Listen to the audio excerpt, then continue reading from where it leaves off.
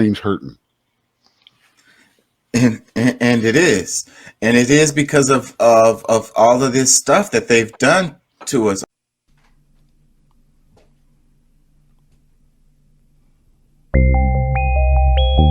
Hey, it's a shout All out the to lies and all of the confusion. And then let us look at this. Here is that article right here that y'all mentioned just a minute ago. NPR, as its only remaining elected officials depart, Haiti reaches a breaking point. So it says, let's see, who wrote this? Becky Sullivan, January 18th, 2023. It says Haiti, a country long beset by catastrophe and political turmoil, is facing perhaps its steepest challenges in recent decades as its piecemeal government, now lacking any democratically elected officials, struggle to chart a path forward amid gang violence and a cholera outbreak. Excuse me. The constitutional mandate of Haiti's de facto ruler, Prime Minister Ariel Henry, which some viewed as questionable from the start, as he was never technically sworn in, ended more than a year ago. The country has had no president since its last one, Jovenel Moise, was assassinated in 2021. And that's crazy because it's 2023 now. Its Senate is supposed to have 30 members, and its lower legislative chamber should have 119. All of those seats are unfilled. Haiti's elected mayors were all reappointed or replaced in 2020. And last week, its 10 remaining senators departed office after their terms ended, leaving behind a nation's worth of elected officials' offices that now sit empty after years of canceled elections. The situation is catastrophic, said Robert Fatten, a Haitian-born political scientist at the University of Virginia. It would not be an exaggeration to say that the current crisis is one of the most severe crises that Haiti has ever confronted. The country of 12 million people last held national elections in 2016. In the years since, the turmoil, political and otherwise, have been relentless. Gang violence has displaced more than 150,000 people from their homes and forced aid groups such as Doctors Without Borders to close facilities and relocate staff. A new outbreak of cholera is suspected to have infected nearly 25,000 Haitians since October. In 2021, an earthquake killed 2,000 people and wrought new devastation to a part of the country that had been hit just 5 years before by a Category 5 hurricane. Rampant inflation has sent the cost of food and gas spiraling. Food insecurity is so widespread that about 40% of the population do not have enough to eat, and the disasters have combined to keep thousands of the country's schools closed, meaning millions of Haitian children have lacked steady education and meals since the beginning of the pandemic. It says, I grew up under dictatorship, so I'm not idolizing the Haiti I grew up under. But this is the first time I think we have seen this level of lawlessness, this level of gang violence where people's lives do not matter. And Cecil Akelian, a professor for Haitian studies in Kennesaw State University, is in an interview with NPR. It says, unending political turmoil, even before the shocking assassination of President Moise in July 2021, in which he was killed inside his private residence in Port-au-Prince, Moise had been ruling by decree. He declined to call elections in 2018, then again in 2019, causing the terms of most of the country's legislators and mayors to expire in January 2020. That had already made him increasingly unpopular. Then, shortly before the still unsolved assassination, Moise appointed Dr. Ariel Henry, a neurosurgeon and former government minister, to serve as prime minister. But lacking a quorum in the legislature to consider his appointment, Henry was never formally sworn in. After Moise's assassination, Henry emerged from a power struggle as de facto ruler.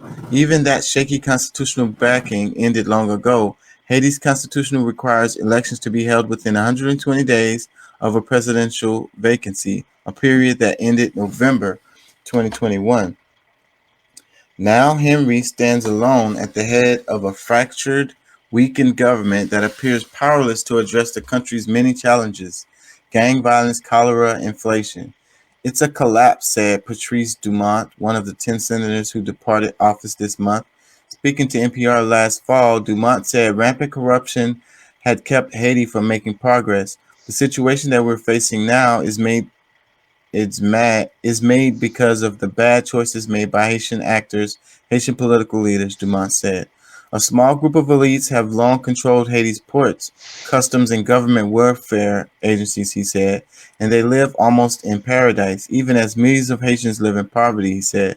Other key ports and roads are held by gangs who control an estimated 60% of Port-au-Prince.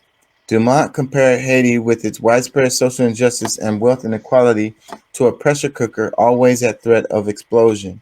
After Moïse's assassination, a group of civil society organizations and political parties convened to chart a different path forward for Haiti. Together, in late 2021, they proposed what's been called the Montana Accord, a 2-year interim government led by a president and prime minister to provide stability and oversight until new elections could finally be held. Negotiations between the group and Henry have not yet borne fruit. Meanwhile, the country's myriad humanitarian crises have worsened since the political chaos began. Last October, amid a fuel crisis set off by the elimination of fuel subsidies and gain control of the key terminal, Henry requested foreign military intervention to help stabilize the situation. The U.S. and UN said they would consider Henry's request, but among Haitians, that call was widely unpopular. Much of the population views foreign groups with distrust after years of ineffective or downright harmful interventions by international organizations and governments. Haiti's national police regained control of the fuel terminal in November. Henry has called for elections in 2023, but many are skeptical. Now all eyes are on Henry, who recently agreed to hold elections this year with the aim of swearing in a new government in early 2024. On New Year's Day, Henry called for a new round of elections, writing on Twitter that they must be done without prejudice and in transparency. But Henry has not said when such a vote will happen. Instead, he has promised to reestablish a long disbanded electoral council to plan and propose a reasonable timetable for elections. Henry's pledges have drawn wide skepticism. A similar commitment in 2021 failed to materialize. It's highly unlikely that Henry can deliver on any of those new promises, said Fenton of University of Virginia. Given the country's terrible security situation and the lack of popular support for Henry's government, the idea of elections in the immediate future is frankly preposterous, Fenton said. Having elections after 6 or 7 months will create the current mass and the prevailing zero-sum game politics. The United Nations said last month it would appeal for 719 million for Haiti in 2023 and double the amount in 2022.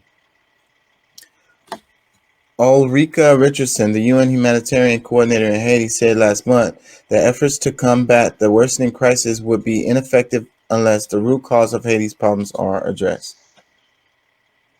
It's going to be very difficult if we don't address this now, she said. We have corruption, we have impunity, we have governance, and all of that needs to really be at the center of our thinking as we go forward. Man. Pray for Haiti, man. Like, this has no end in sight. How could you possibly have elections going on that would represent the people when it's so much chaos and the gangs are running everything, people are starving, they got cholera, the water issues, the sanitation issues? How could you even organize you know an election amid all of this? And then how would the people actually trust the results of it?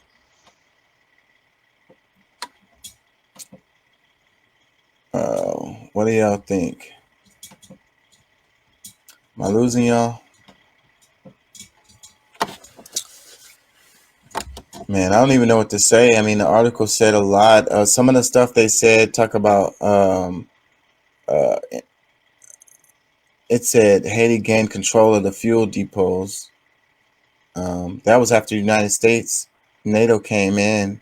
They didn't really say that part, but see and then it said something about how like the bourgeoisie are living good.